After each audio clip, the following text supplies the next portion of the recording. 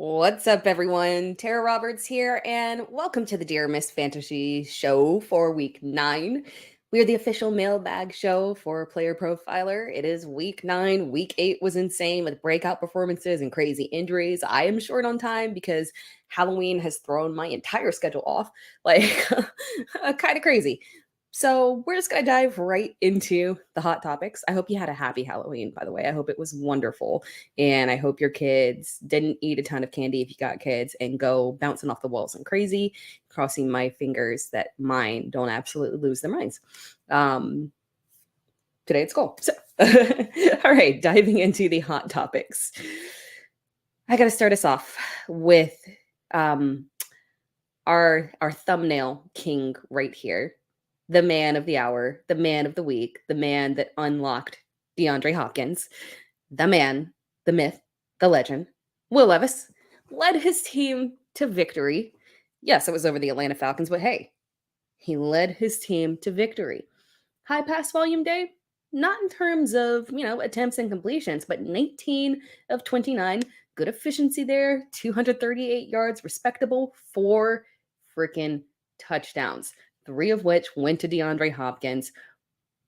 What a debut in the NFL. I mean, can you ask for a better debut? Technically, apparently we've seen that before from a Tennessee Titan before in their debut.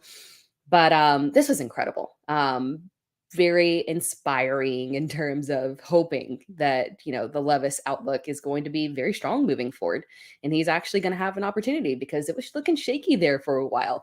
His draft capital dropped. His draft capital dropped back there in May during the draft. Then we had Malik Willis that was looking like he was playing ahead of them. We got worried that Will Levis just wasn't going to be a thing. If you made any dynasty investments, I am raising my hand because I did make, in fact, one. You were looking like, dang, I could have used that pick on literally anybody else and that higher upside. But here we are. Here we are, and we have reached this moment. One thing I did want to point out, he had 7 carries. They were only for 11 yards. This production that he had was purely pass volume. There was no rushing upside, but we know that rushing upside exists with Will Levis. And the thing that I wanted to note here with him, completely randomly, I just looked because I was kind of curious. I was like, I wonder how rushing quarterbacks have done against Atlanta. And they actually really haven't had upside. Sam Howell and Jordan Love are the best kind of sample sizes to take away from that. Both of them have that rushing upside that exists within them. Neither one of them had the type of rushing upside that they typically have. And that was actually Will Levis's worst rushing yardage of the year against a team. So Atlanta just might be a team that randomly you simply don't run against or can't run against, something like that.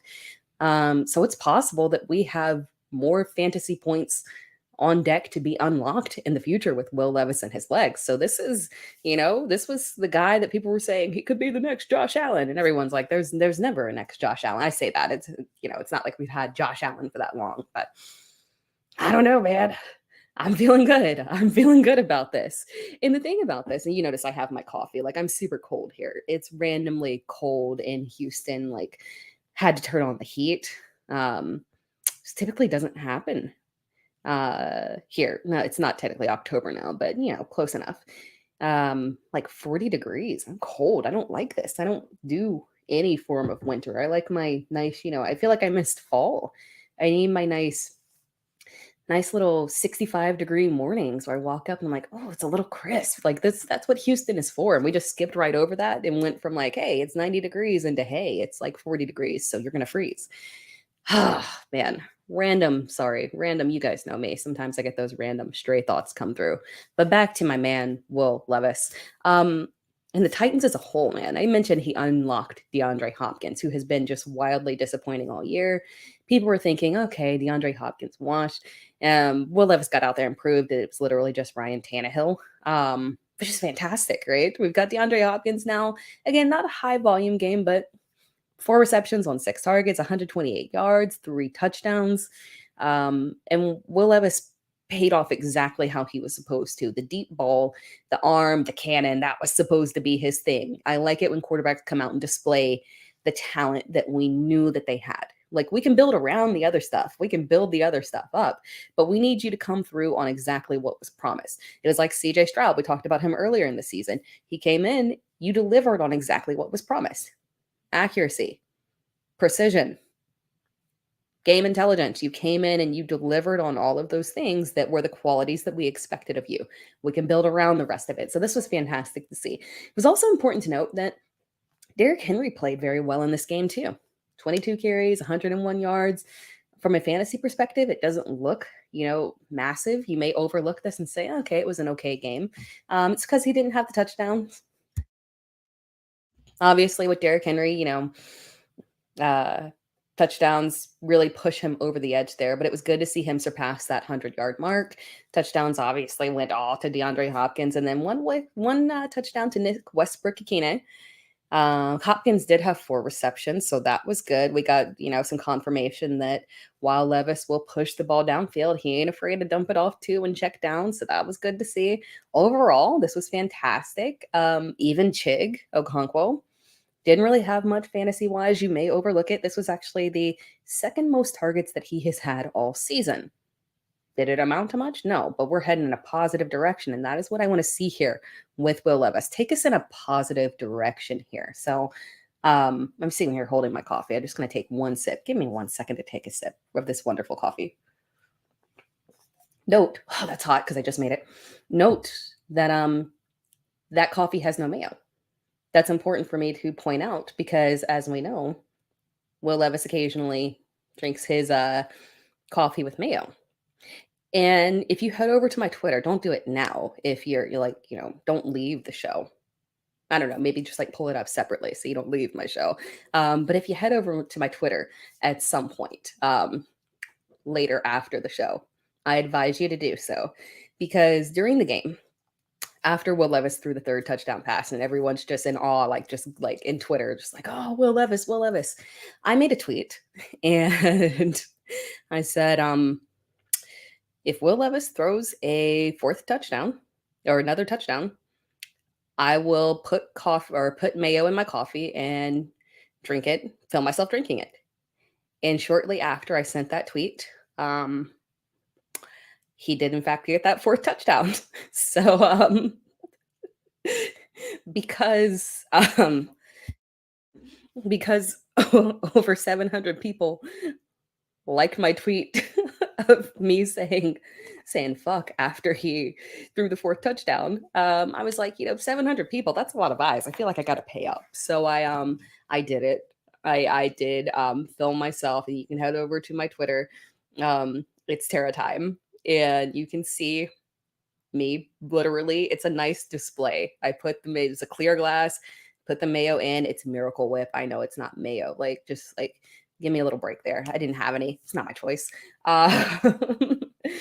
And put it in there and drink it. So go watch and enjoy in honor of Will Levis and his ascendance into hopefully the starting quarterback of the Tennessee Titans for the rest of the season. We're not going to get that confirmation from Vrabel. We're not. Maybe if we have one fantastic Thursday night game from Will Levis, we can get that confirmation from Vrabel. That would be wonderful. But they're in such a weird position, right? Because Ryan Tannehill is with them through the end of the season. That's, trade deadline has passed. We'll talk about that in a second. Trade deadline has passed. It is what it is. Tannehill is there. So it's kind of a weird situation that they have to walk through. They can't offload him. So if they wanted to move forward with Will Levis, they got to officially bench Ryan Tannehill. I think this, injury lingers for a little while and, Levis gets more work. But, it just, we've seen before that Tannehill doesn't willingly want to move on. We saw before when he said, I ain't train train Malik Willis. Me? No. So, we know Ryan Tannehill. So this will be very interesting to see. This could be a dramatic situation. We need a lot of drama in the NFL. I'd like my NFL with drama. Speaking of NFL with drama, Josh McDaniels fired at midnight. We can all cheer and rejoice. I know Raiders fans are cheering and rejoice, but let's be honest. This is a win for all of us, isn't it? It's a win for all of us. Finally, Josh McDaniels gone. We'll talk about this real quick here because, again, we are pressed for time. All cards are on the table now. Like, I mean, we could see a change at quarterback. Jimmy G, just beautiful man. Subpar quarterback. He's not it. We could see them decide, hey, let's try and see what Aiden O'Connell's got and, see if this is something we can carry forward into the future. What kind of investment do we need to make at quarterback? Are we doing a rebuild? Are we getting someone in free agency? There's about 1,000 different directions that this could head. So this is going to be interesting to see the Raiders close out this back half of the season. And we've seen the Raiders, we have seen them rally behind an interim head coach. That interim head coach is no longer on their staff, FYI, Rich Bisaccia. But we've seen them do that. So, we could see an uptick in fantasy production. So this is not a panic and bailout situation because we've seen before that, they're Raiders. They can rally if, they get out of a bad situation. And this was a bad situation. So it's also important to note that we got a promotion from defense to interim head coach, not from offense. So I don't know how much we'll really see in terms of changes to the offensive schemes. Now, the offensive coaches that remain could make adjustments and whatnot, but this is kind of just a wait and see. Don't panic drop anyone. There's no one to panic drop because really, who are we rostering? We're rostering Josh Jacobs, Devontae Adams, Jacoby Myers. Those are not droppable players. So we're just holding on right now and we're seeing where this heads. Other thing that I wanted to touch on before I dive into the mailbag, Miles Sanders. I want to read a direct quote. I don't know if I'll read the whole thing. Read a portion of the quote here from Frank Reich talking about Miles Sanders. And I quote, "Hey, even if it's limited touches, I got to make the most of what touches I get and the plays I'm in. We have a lot of confidence in Miles. Chuba is getting the bulk of the carries the way our run game is going. He is a more physical, downhill runner, but Miles is a great player, so we want to continue to mix it up. Sometimes I've just seen this happen before where it feels like an eternity to Miles, like a 2 or 3 or 4 game stretch will feel like an eternity to a player. But over the course of the season, it can turn. It's not a guarantee to turn, but it can turn. So we'll continue to rotate those guys." I don't know about you, but everything I just read there, that is the least ringing endorsement I had ever heard for a running back. Miles Sanders, the dream might be dead.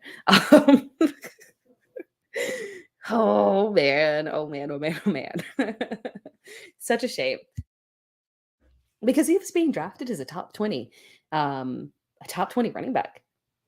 A solid RB2 for people. People were, investing in him, thinking that this is, time for him to get that, 3 down work in Carolina. They're going to be run heavy. But I think the writing it's been on the wall. And the problem is that this can never go back to Miles Sanders as a 3 down back because it never was Miles Sanders as a 3 down back. That's the problem.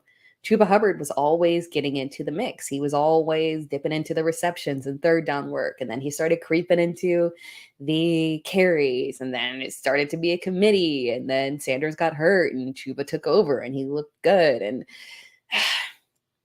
coming off the bye week, completely healthy. There are no injury issues. This is literally just them looking at Miles Sanders and saying, I'm sorry, you're being outperformed and you're going to have to take a back seat.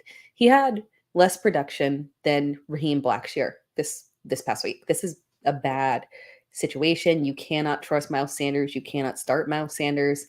This ain't it. This is so bad. Let's move on to things that are not so bad. The trade deadline passed, and you might be underwhelmed because we didn't get not DeAndre Hopkins. We didn't get Derrick Henry traded or Devontae Adams, and what we ended up with was Donovan Peoples-Jones and Josh Dobbs. But there were defensive moves. And these are critical things for us to talk about. We'll talk about Josh Dobbs later because that actually is kind of critical from a fantasy perspective. But we'll talk about these defensive trades real quick. The ones that I want to highlight here, Washington. This is critical here. Washington offloading Chase Young and Montez Sweat. They threw in the towel, right? They said, you know what? We're just going to get what we can out of these guys. It is what it is. And their defense now is going to look and perform vastly different. And this is a big deal because it's not like they were performing well. They were already considered a good matchup. This just kind of sealed the deal here of us looking at this and saying, every time you see a team play in Washington, you need to lick your chomps and say, we got some streamable options this week. This week it's New England. Wish it was a more usable team, but hey, New England just got a little bit more streamable this week. Mac Jones, quarterbacks. We'll talk about quarterback injuries in a second. Quarterbacks are a precious resource right now, is what I will call them. They're a precious resource. They're dwindling down, and Mac Jones is a streaming option this week for you. We've got Demario Douglas stepping in for Kendrick Bourne, torn ACL. I hate. Love Kendrick Bourne. I'm sorry. That just like, let me reset here for a second because I love Kendrick Bourne and I've been frustrated for so long here with the fact that Bill Belichick just never gave him the opportunity to actually be a critical portion within the Patriots offense. He could have easily been a solid wide receiver 2 behind Jacoby Myers last year and the prior year.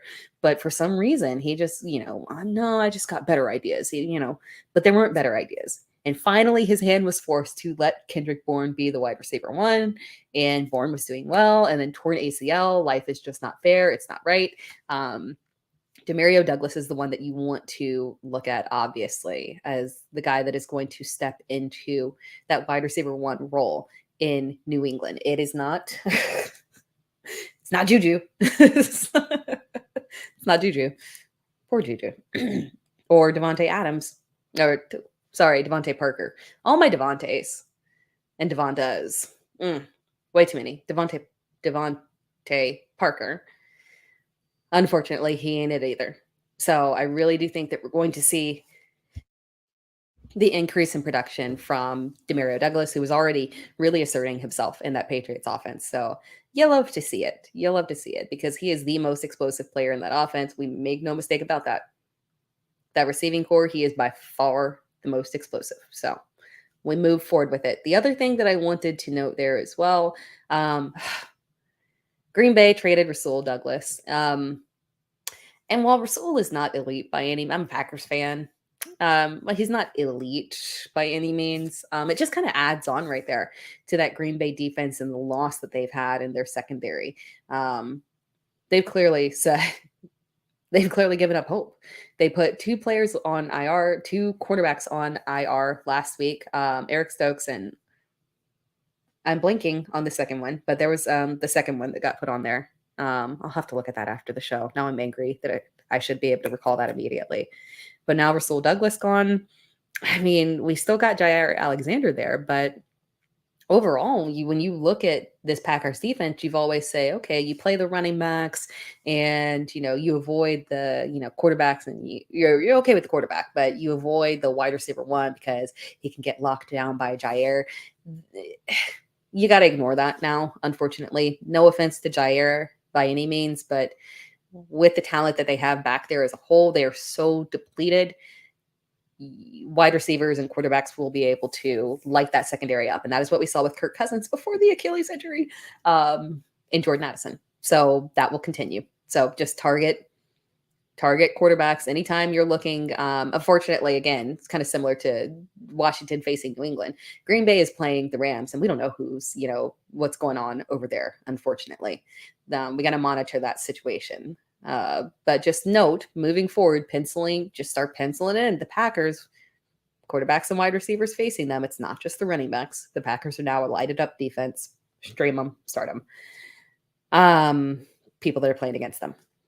And then the one other one that I wanted to talk about here is Seattle reinforcing their defense with Leonard Williams. Over the past 4 weeks, Seattle's defense has gotten remarkably better, healthier.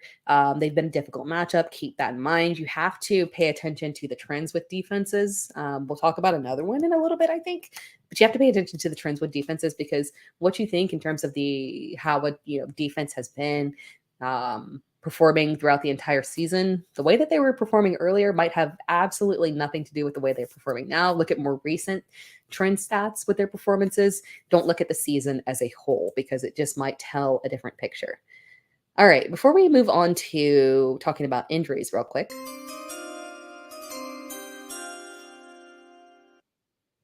we're going to hear a quick word from our sponsors.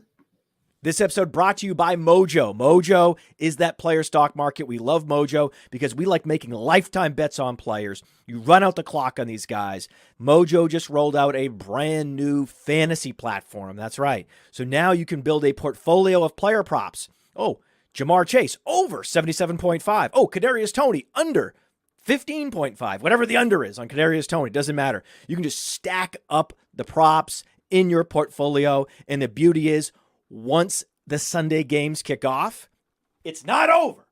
It's not over until it's over with Mojo, because once those games kick off, you can then move in and out of positions. Let's say that you're well ahead of expectations. You can cash out. Let's say you're behind expectations. You're underwater. Well, you can double down. That's what makes Mojo so special, why they're different. Check it out. Go to the App Store, get the Mojo app, and use the promo code Underworld. The promo code Underworld gets you a 100% deposit match up to $100. So the promo code is Underworld, and they will match your deposit dollar for dollar. Go to Mojo, start building your portfolio, and then during the games, you can be a fantasy day trader. Woo.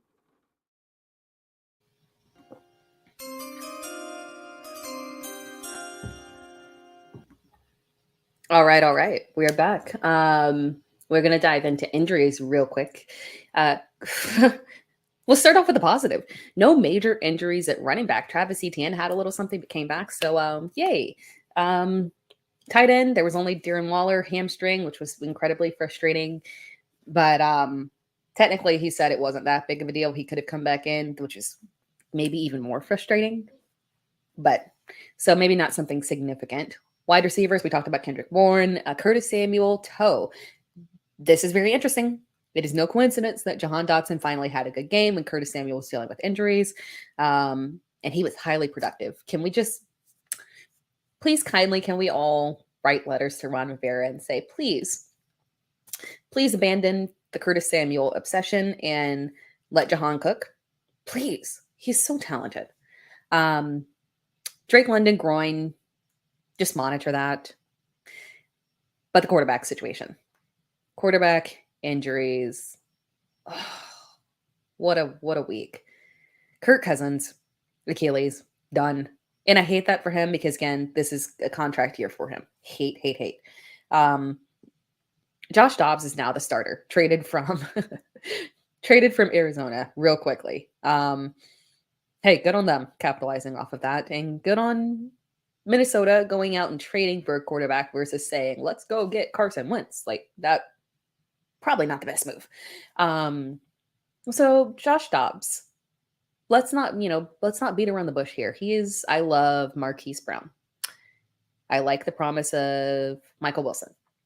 I like Trey McBride. I don't mind Rondale Moore. But let's be honest. Dobbs is upgrading in his pass catchers. Like, it ain't even close. Minnesota has, I mean, Justin Jefferson will be back. We've got that at least. Justin Jefferson will be back. Jordan Addison, TJ Hawkinson, KJ Osborne is, comparable to, and honestly more comparable to what then, Michael Wilson could give you. So, I mean, you're upgrading significantly here across the board. And he's got that rushing upside. We know that Minnesota likes to push volume through the air. We know the run game hasn't really thrived. So this is a good situation for Josh Dobbs. This was a good decision by Minnesota, so good on them. Let's monitor Josh Dobbs and see where this heads, because this is very, very interesting. He will not monitor him for next week, though, obviously. So next week, we're looking at him. Stafford thumb injury. Similar thumb injury that he had previously. So this is going to be a weird one that we're going to have to monitor, unfortunately. Kenny Pickett rib. This is critical because a quarterback can play through a rib injury. This is, by no means are we talking about Kenny Pickett's going to miss all this time. Like, look at, Justin Herbert last year. Justin Herbert, broken ribs, didn't miss any time, didn't miss any time. But we saw the downgrade in performance from him. It affected his mobility. They didn't run him. Pickett needs to be mobile. He's not a running quarterback, but he is a very mobile quarterback. So this is going to affect him, unfortunately. So it's something that we have to monitor. Last year, it took Justin Herbert at least a month to really get right. You saw it. So it's just something that we have to kind of monitor. Baker Mayfield knee doesn't really seem like a major issue. Kyler Murray, looking at him for his potential return next week. I just think it brings, significant upside to Arizona players. This is my last call for trading for Marquise Brown. You have to remember, please put your bias aside from Arizona being trash. Okay, I get it. Put your bias aside on that. And remember last year when they were still objectively a bad team. So bad that Cliff Kingsbury got fired, right? At the beginning of the season, when there was no DeAndre Hopkins and Marquise Brown was a wide receiver 1 and Kyler Murray was healthy, we have a clear and definitive timeline of 6 weeks there where he was operating as a top 5 wide receiver. Keep that in mind. Keep that in mind. I'm not delusional. The stats prove it. Desmond Ridder concussion was cleared. It doesn't matter. Just like Atlanta is Atlanta. I told you guys already, I don't mess with Arthur Smith anymore. It's like, nah, don't trust him. Don't trust the Atlanta players. It is what it is. And then Tyrod Taylor he's going to force Daniel Jones to come back from that injury now. So we're still not really trusting the Giants as a whole. We trust Saquon Barkley. I still think that if Darren Waller is healthy, he's a, streaming option at tight end or low end tight end 1, but we'll have to kind of see around that.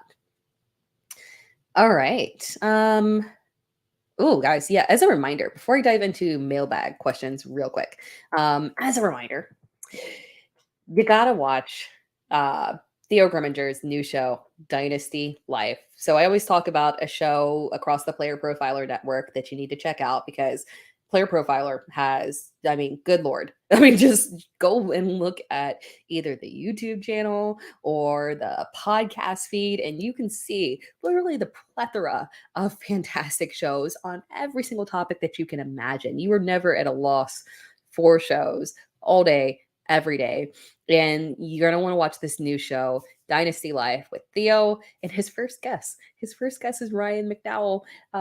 Theo always bringing in the heavy hitters, right? So this is going to be like, can you have a better guest for talking about Dynasty? So this is going to be a fantastic show. Make sure that you check it out. All right. Let's dive into the mailbag questions. We got some good ones. Again, I am cutting this mildly short because as a reminder, my timeline with Halloween has just been thrown off like massively. My timeline in general for the whole week has been just pushed way back, but so much just kind of went chaotic on Tuesday, particularly Tuesday night. So, all right, let's dive into our first question here. What happens with Montgomery back? Will Gibbs keep the Kamara role? I love this question, and I wanted to specifically pull this one and put it on the show because this is something that we have to talk about. This is critical. So I hate to be the bearer of bad news, and this is not to detract from what Gibbs did because I love Gibbs. I advise many people to draft Gibbs in Dynasty, ones that were a little bit afraid. I was like, no. You want to make this Dynasty investment. This is one that you need to be good with. Don't skip over him. And over the past 2 weeks with David Montgomery out, I've been very pro Gibbs, very aggressive Gibbs as a top back. Must start last week. But there was a reason for that. And it was beyond him being the RB1. And it was beyond, him having the best matchup that a running back can have. This was just going to be a fantastic setup for him, right? He was just ideal matchup. you could literally guarantee that the volume and the fantasy production was going to be there. And it was 26 carries, 152 yards, touchdown plus receptions. They averaged 5.8 yards per carry, but we got to point something out. Craig Reynolds also averaged 5.2 yards per carry on 14 carries. That's a good enough sample size to say that Gibbs looked fantastic. I mean, there was that touchdown run. I mean, he looked electric, right? But this was a good matchup, and we have to rein ourselves in and understand that when the coaches look at this, they know this as well. They notice this and they can say, hey, the same thing happened in week 7. So that was week 8. The same thing happened in week 7. Gibbs, I almost said Swift. Gibbs had a fantastic game, strong yards per carry. Again, a tough matchup against Baltimore. But guess what? So did Reynolds. Same situation. So when they look at this, they're seeing their run game is strong. They're seeing that Gibbs is electric, but they're also noticing, hey, man, we also threw Craig Reynolds in there, and he also performed extremely well. The run game was just, as a whole, outperforming expectations. So I don't think that this is a situation where they look at him and say, you did fantastic in these 2 matchups, and we're just going to give you the primary role, and we're going to dip on David Montgomery. It's not going to happen. So this is a sell high on Gibbs situation. Now, I do think that the receptions are going to stay. But the problem is those receptions already existed. He already had a game with like 9 targets. He already had a game with like 5 receptions. He already had this. And it was getting him around 10 fantasy points. The floor was okay, but the upside didn't exist because he didn't have those touchdown opportunities. So if we go back to him having strong volume through the air and some usage on the ground as well, but no touchdown opportunities, you get that little messy, sticky kind of, 9 to high upside of 15 fantasy points, which is, good, but typically it's not going to hit that 15. And you won't get that 30-point ceiling that he's been having over the past couple of weeks. So this is a sell high situation on Gibbs. He will continue to be an important part of the offense. He will see an increase in volume, but touchdowns simply might not be there. And if the touchdowns aren't there, we're going to be disappointed, unfortunately. So sell high on Gibbs right now. Just, yeah. Unless you're a contender and you want to keep him as a nice little insurance policy in case, when I say contender, I'm sorry, I always think redraft. Unless you have a strong record, you're, only 1 or 2 losses and you just want to keep Gibbs around for a kind of insurance policy in case Montgomery goes down again, which does happen occasionally, then I can do that. But if you need wins now, sell Gibbs. Get production that's going to impact your fantasy roster immediately. All right, because we got the bye week too, so keep that in mind. Next question. Once Kyler Murray is activated, who would you prefer rest of season, Jared Goff or Kyler Murray? You guys know I'm answering Kyler Murray. That's not even a question for me. Murray has a bad schedule. I'm not going to lie. And Goff's schedule is strange. Weeks 10 through 12, he has excellent matchups. Weeks 13 through 17, there's only one good matchup in there against Chicago, and everything else in there is bad matchups. One of those, when you get to the playoffs for Goff, it's not going to be a good situation. So if you've got a winning record right now, you want Kyler.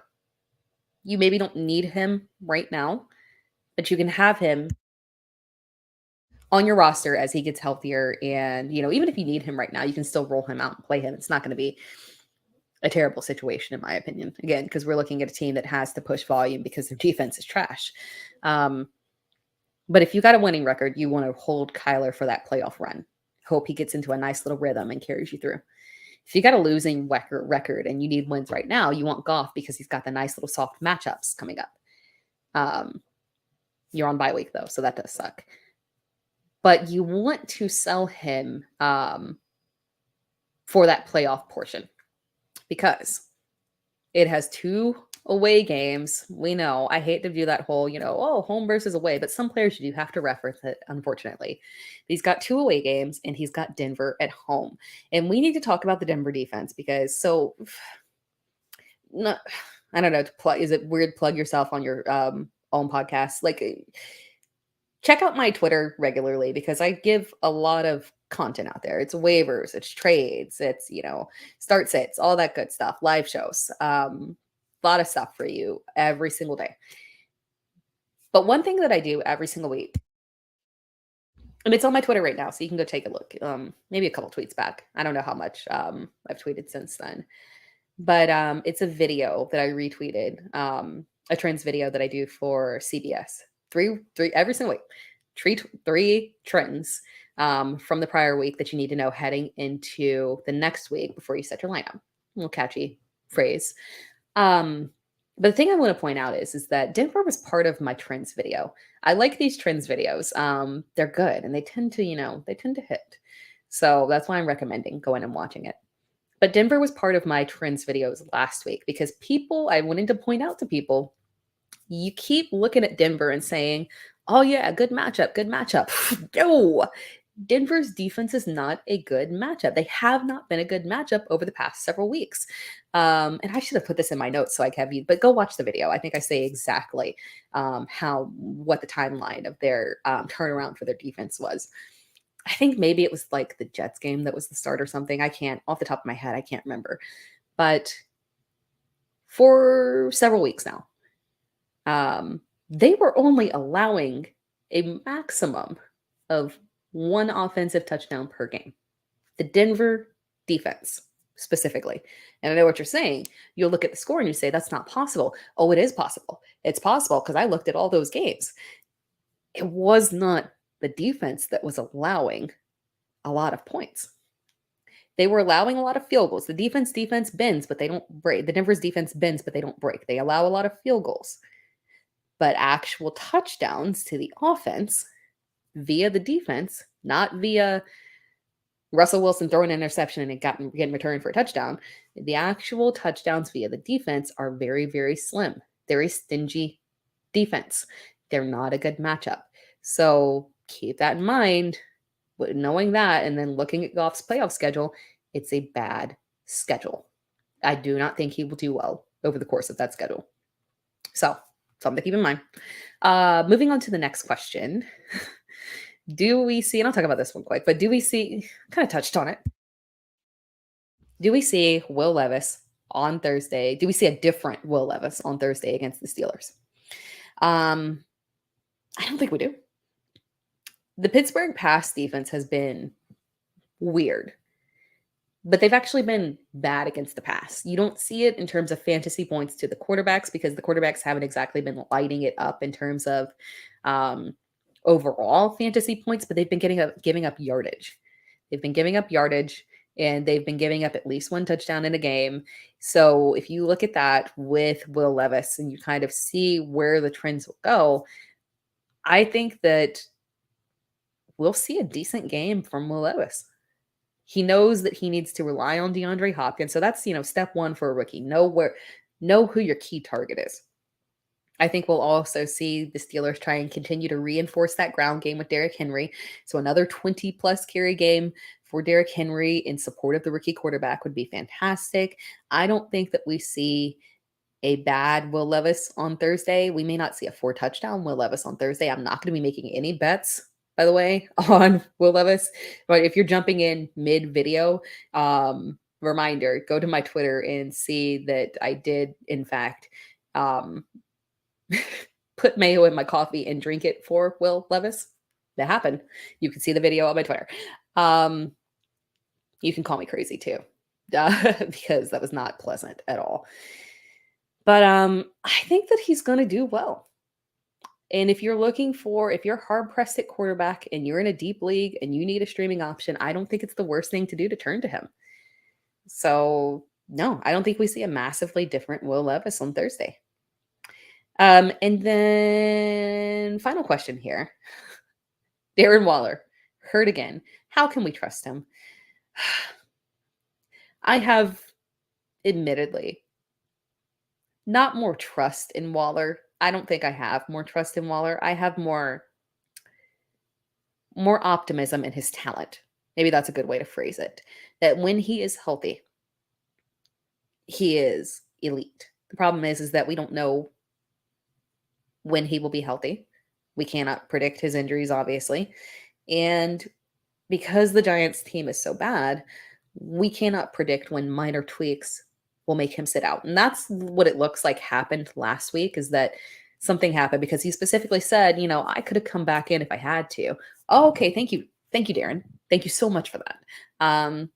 But I don't know. I guess you can't really blame him on that. It was not like they were, it was in a good situation. They weren't passing the ball. So if they weren't intending to pass the ball, what's the point in bringing Darren Waller in? So I get it. I get it. But it looks like we are going to be forced to have Danny Dimes back this week. And so that said, if Darren Waller is cleared on Friday in terms of his hamstring injury and he's cleared to play, I would start him. I know maybe it feels ill-advised, but he is still the primary target from a receiving perspective in that offense. They'll continue to push aggressively through Saquon Barkley. Apparently, they said they're just going to run Saquon into the ground. How do you give a man 39 carries? That's just that's ill-advised. But from a fantasy perspective, we love it, but that's ill-advised for him. They'll continue to be run heavy, but Waller is the primary target within that offense. And if he is healthy, if he is cleared, you can roll him out. If not, then it's difficult to trust him. And I can see myself benching him. It's just tough because when you bench him, unfortunately, that is when things go positively for him. But yeah, with Darren Waller, he's a conundrum. I'm not completely off of him. I will not be off of him. We just got to hope that Danny Dimes can come in here and be healthy. So a lot of this really depends on the clearing and timing for Darren Waller and Danny Dimes. And so we know what kind of confidence level we can have in the pass volume that's going to be there. So I could see myself sitting out this week and then kind of revisiting Darren Waller, but I'm not off of Darren Waller to the point where I'm saying I'm never starting Darren Waller again. Absolutely not. I can't do that to that level of talent. All right, that wraps things up. That was our last question. Good questions, guys. We had a lot to cover this week in terms of talking about our main topics and then injuries. It was just a wild week for us to kind of bounce through. But I hope you guys enjoyed the show. I enjoyed talking to you. Again, you can always hit me up on Twitter. If you have any questions, tag me. If I miss it, please retag me. I'm sorry, guys, because I do, especially on Sunday. I'm going to miss things on Sunday. I'm not going to lie. But if you tag me earlier in the week, I'm more apt to get to it. So tag me, let me know. Tag me multiple times if I miss it. It's perfectly okay. I'm not going to get irritated. I'm not one of those people. It's like, how you tag me multiple times? It's fine. I won't get offended. So yeah, I appreciate it because I love answering your questions and I love to hear from you guys. Drop me a comment below as well. Post video. I can't mid video address the comments in the chat, but post video, drop me a comment. And I will respond and I will read it. And I would appreciate that. It always makes me happy when someone responds, even just like a thank you, Tara. I like those. So I appreciate it. If you're listening on the podcast version, please subscribe. That would be greatly appreciated. If you're watching this on YouTube, be sure to like the video and drop me a comment. Make sure you're subscribed to Player Profiler as well. I'll talk to you guys next week, same time, same place. Good luck with your lineups. And let's pray for a good non-injury week.